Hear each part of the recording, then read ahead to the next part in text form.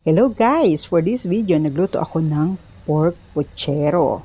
So, ayan po ang mga ingredients.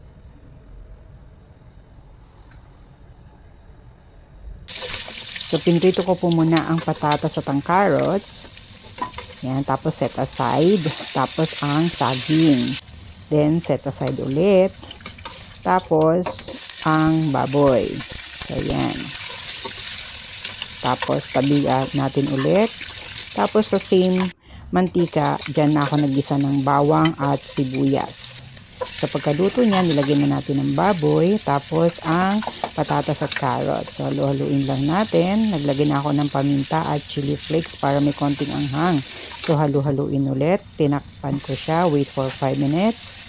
So yan guys. Nagdagdag na ako ng tubig. Depende kung ganong tubig ang ilagay nyo guys. Tapos halu-haluin.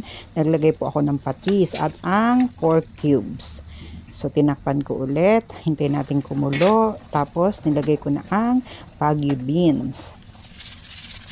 Tapos, naglagay na ako ng seasoning granules. Tapos, sinalo-halo. At ang tomato sauce, isinama ko na rin. So, yan guys. Hintayin lang ulit natin kumulo.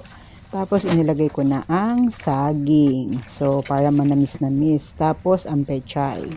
So, tinakpan ko para maluto ang pechay. So, hintayin lang kumulo. And, we're done!